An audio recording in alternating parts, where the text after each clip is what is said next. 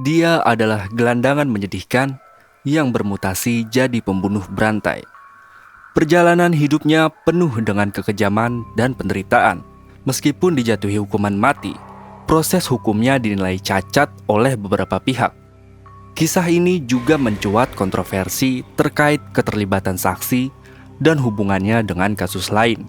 Meskipun akhirnya meninggal karena serangan jantung sebelum eksekusi mati dilakukan, tetapi kisah ini meninggalkan bekas yang menakutkan dan mengejutkan.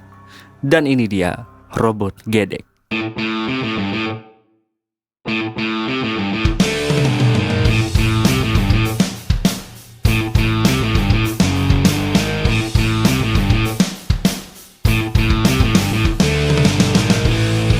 Robot Gedek, atau yang bernama asli Siswanto, lahir di Pekalongan, Jawa Tengah pada tahun 1965.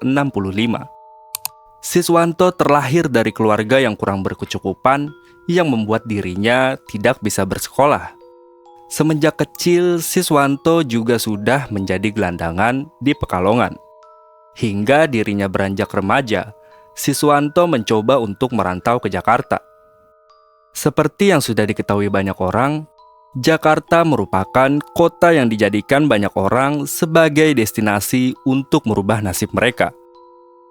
Banyak sekali orang-orang dari luar maupun dalam Pulau Jawa yang ingin mengubah nasib mereka di Jakarta. Mirisnya, harapan dan keinginan Siswanto di Jakarta tidak berjalan sesuai dengan keinginannya. Hal ini membuat dirinya terpaksa menjadi pengemis di Jakarta. Setelah bertahun-tahun tinggal di Jakarta, Siswanto mengalami berbagai kejadian yang biasa terjadi di kota-kota besar. Tidak sedikit preman-preman yang mencoba untuk menyakiti dan melecehkan dirinya.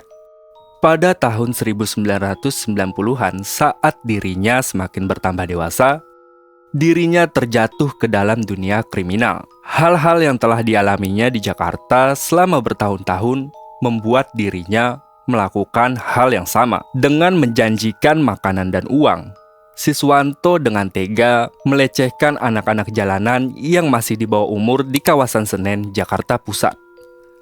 Pada awalnya, korban-korban yang dilecehkan dan disakiti oleh dirinya masih dibiarkan pergi begitu saja. Namun, pada tahun 1994, Siswanto dengan kondisi mental yang semakin hancur bertindak menjadi lebih kejam dari sebelumnya. Suatu hari, dia mencari seorang anak untuk dijadikan objek kejahatannya.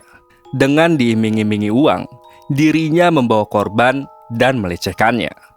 Setelah itu yang lebih parah lagi, dirinya dengan tega menghabisi nyawa korban dan meminum darahnya.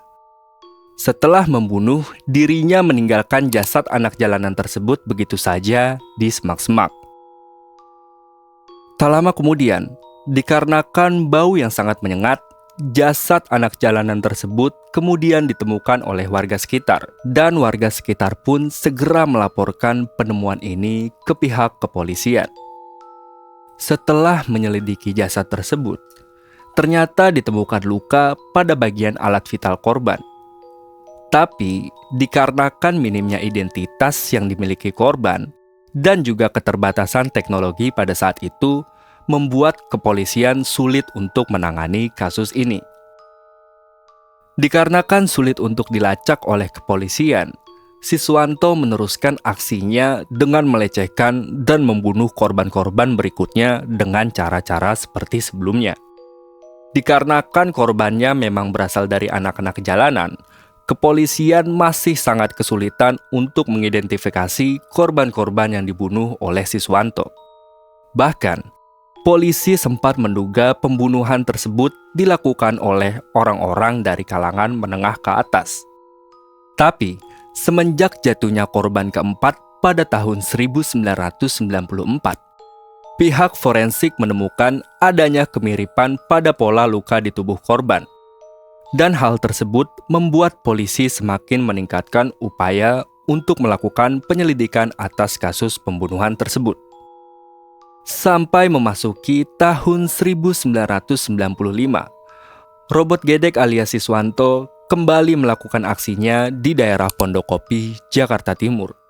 Kali ini, dia tidak hanya melecehkan, membunuh, dan meminum darahnya saja, tetapi dirinya juga memutilasi korban. Semenjak hal tersebut, dirinya melakukan hal yang sama terhadap korban-korban selanjutnya. Dikarenakan aksi yang dilakukannya semakin buas, hal tersebut membuat warga sekitar ketakutan. Bisa dibayangkan bagaimana mencekamnya suasana pada saat itu, yang dimana adanya seorang pembunuh berantai yang berkeliaran dan belum tertangkap. Hal tersebut membuat polisi memperkuat keamanan di sekitar daerah tersebut dan meningkatkan aktivitas patroli di wilayah sekitar. Dikarenakan dirinya merasa daerah tersebut sudah tidak aman, Robot Gedek kemudian pindah ke daerah bekas Bandara Kemayoran, Jakarta Pusat. Dirinya kemudian membunuh seorang anak SD di daerah tersebut dengan cara yang sama seperti sebelumnya, yaitu mengiming-imingi korban dan kemudian membawanya ke daerah bekas bandara, lalu segera melecehkannya, kemudian dengan tega memutilasi korban. Setelah itu, Siswanto juga memasukkan potongan-potongan tubuh korban ke dalam karung yang kemudian ditemukan oleh seorang pemulung pada keesokan harinya. Berdasarkan keterangan yang telah didapatkan, polisi pun segera mengidentifikasi korban. Selama pencarian petunjuk yang dilakukan oleh polisi, Robot Gedek tetap melakukan aksi kejamnya. Kali ini, ia tega menghabisi seorang penjual koran yang masih berusia 12 tahun. Dan sama seperti sebelumnya, Robot Gedek juga memutilasi korbannya. Dikarenakan korban-korban ditemukan di tempat yang sama, pada akhirnya polisi menyelidiki dengan meminta keterangan dari warga sekitar yang menjadi saksi. Seorang yang bernama Babe atau Baikuni memberikan informasi bahwa mereka bertemu dengan seseorang sebelum kejadian tragis itu terjadi. Saat itu, orang tersebut bersama dengan Robot Gedek, seorang pemulung yang tinggal di Gubuk, daerah Senen. Polisi kemudian mencari Robot Gedek, tetapi sangat disayangkan Robot Gedek sudah pergi meninggalkan tempat tinggalnya. Ternyata, Robot Gedek pergi ke kampung halamannya di Desa Ketandan, Batang, Jawa Tengah. Setelah melakukan pencarian selama beberapa hari, polisi dari Polres Jakarta Pusat berhasil menangkap Robot Gedek. Robot Gedek ditemukan sedang meminta-minta di stasiun kereta api Tegal pada tanggal 27 Juli 1996. Saat melihat sosok pria tersebut, polisi sempat meragukan bahwa dia adalah pembunuhnya. Bagaimana tidak, dirinya memiliki tubuh yang pendek, kurus, dan sedikit membungkuk. Ketika berjalan, dia terlihat pincang. Kepalanya juga sering menggeleng tanpa alasan, sehingga inilah yang membuat dirinya dikenal dengan nama Robot Gedek. Namun, polisi terkejut ketika mendengar pengakuan dari Robot Gedek. Robot Gedek mengakui bahwa dirinya telah melecehkan 12 anak jalanan. Setelah itu, anak-anak itu kemudian dibunuh dan dimutilasi. Menurut catatan Kepolisian Jakarta Pusat dan Jakarta Timur, dari 12 korban pembunuhan Robot Gedek, pihak kepolisian hanya berhasil menemukan 8 korban. Dan 4 korban lainnya sampai hari ini masih belum ditemukan.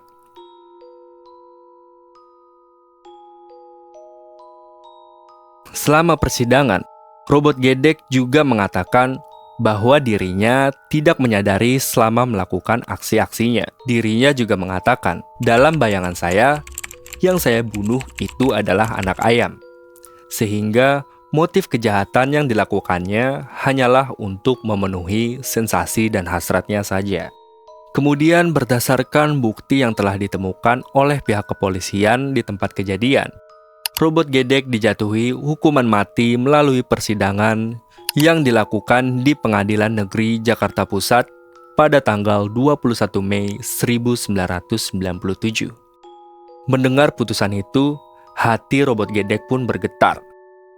Dirinya mengatakan, "Saya merasa takut akan kematian." Dia kemudian dipenjarakan di Lembaga Pemasyarakatan Cipinang di Jakarta Timur, sebelum akhirnya dipindahkan ke Lapas Nusa Kambangan pada tahun 1999.